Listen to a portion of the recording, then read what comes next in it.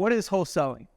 Wholesaling, very simply, is you are getting a property that is, there's some level of distress, some level of motivation. You're getting it under contract below retail value, and you are assigning your rights to that contract to an end buyer.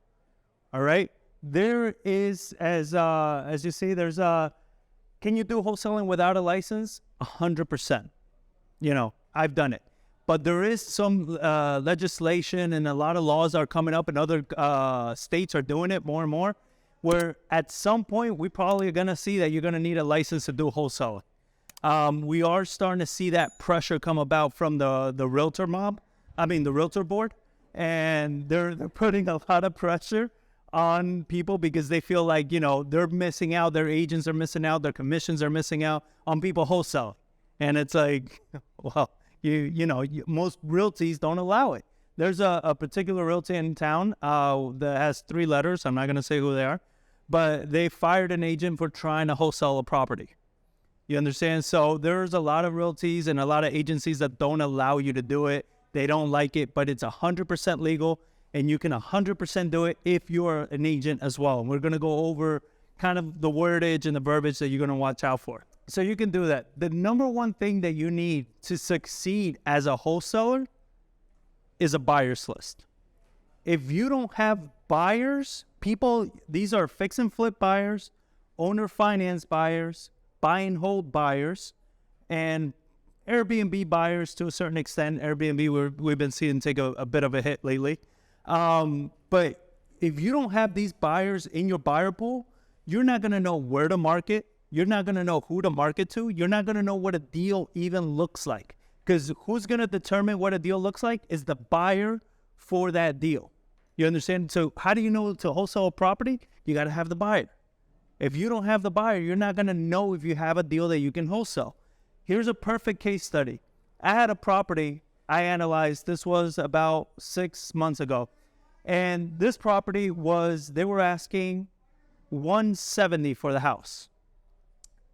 They were asking $150. I had to contract it for $130 for it to make sense for me. I'm an investor myself. I flip properties. For it to make sense for me, it had to be at $130. For them, they couldn't do anything less than $150. We're very far apart. It didn't qualify for a listing because they needed to sell right away. So it was like, all right, cool. What the heck else do I do? I went to my buyer's list. I went to one of my buyers, send them pictures of the house, send them the address, and I was like, would you do this deal for $190? Right? They wanted $150. I gave it to them $190. I just overshot just to see where they're coming in at. They're like, no, but I can do it for $180. Went back to the seller, got it on the contract for the $150, wholesaled it to that guy for the $180. This was a property I wasn't going to make any money in because I needed to contract it for $130. Do you see how having a buyer's list is so valuable in that? You understand? And just like that, I've done a bunch of those last year alone on properties that the numbers did not make sense for me, but it did make sense for my buyers. So you got to build a buyer's list. The best way to build buyer's lists is places like this. You're networking, you're talking to people that want to invest, you're talking to people that want to buy. You want to speak to buyers that are buying today, not that bought a house 6 months ago. The market has changed so much from 6 months ago. They might have bought a house then, but they're not buying right now. You want people that are buying today. And what are they buying? Where are they buying?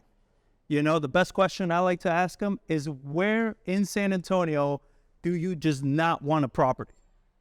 You understand? Because if I can exclude the areas that they definitely don't want a property, then almost everywhere else is going to be a good place to start. And when you go to marketing, you don't want to just shotgun the whole city because it's going to get very expensive and you're not going to be able to get pretty much any deals out of something like that. Because you're going to get calls from people wanting to sell and you're going to be like, they want to sell.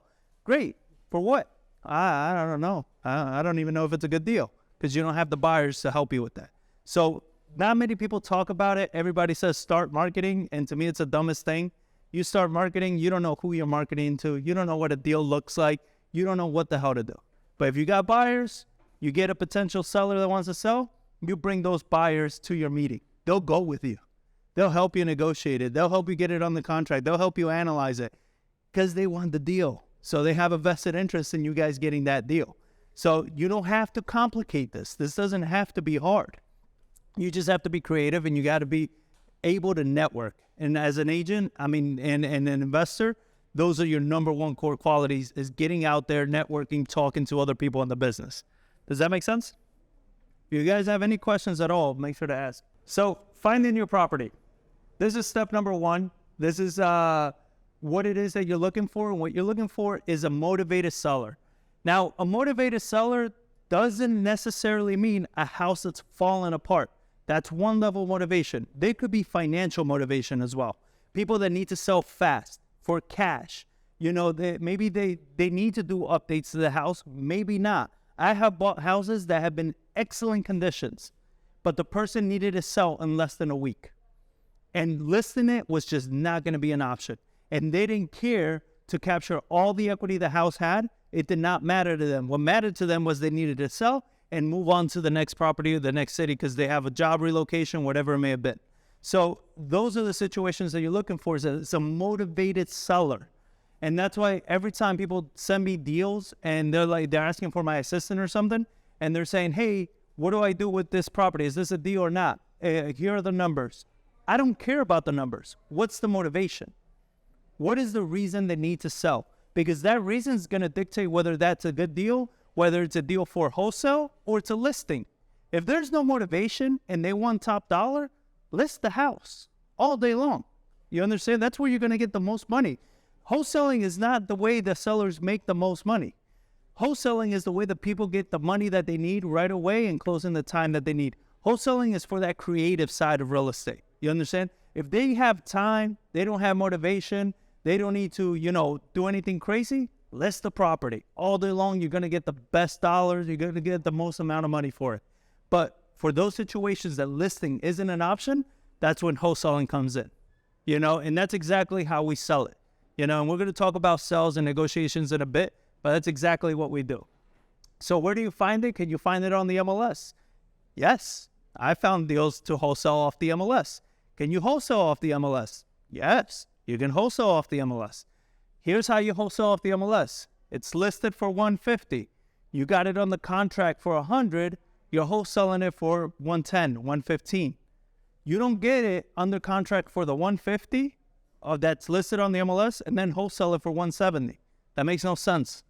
It's listed for $150. Why are they going to pay you an extra 20 grand?